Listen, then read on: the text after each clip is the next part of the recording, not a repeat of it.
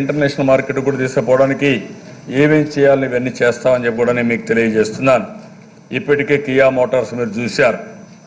మొన్నే నేను ఆ రోజు ఎంత కష్టపడి తీసుకొస్తే ఈ ప్రభుత్వం 24,615 కోట్ల పెట్టుబడితో అనుబంధ సంస్థలు కానీ ఇవన్నీ కూడా ఒక ఎకో సిస్టమ్ తీసుకొచ్చాం.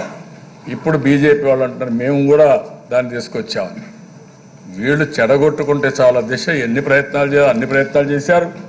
ఢిల్లీలో మంత్రుల దగ్గరికి వెళ్ళి మన రాష్ట్రానికి ఫండ్స్ ఇవ్వద్దని అడ్డం పడితే మెరిట్ ఉంటే మేమేం చేస్తాం, పని వాళ్ళు చేస్తామంటే ఎట్ట అడ్డం పెడతాం, మేము పెట్టలేమంటే కూడా ఒత్తిడి పెంచే పరిస్థితులు ఉన్నారు తప్ప ఎక్కడా సహకరించే పరిస్థితి లేదు.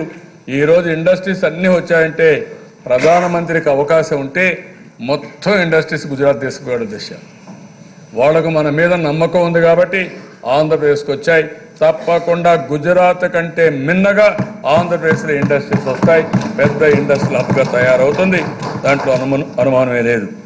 ఇసూజీ మోటార్స్ కానీ, Pepsi, Galaxy, Gamesa, Suzlon energy, Colgate Palmolive, Tata chemicals, Berger paints, Aurobindo pharma, Laurus labs, ఆస్ప్రా health care, doctor Reddy labs, Lupin, రెగ్జామ్ ఇవన్నీ కూడా వచ్చాయి అధ్యక్ష.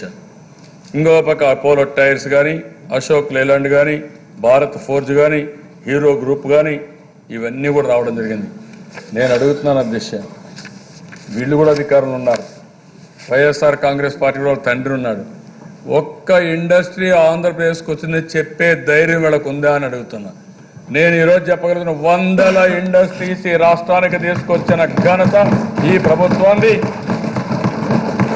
నీళ్లు లేని అనంతపురం జిల్లాలో ఎడారిగా మారిపోతున్న అనంతపురం జిల్లా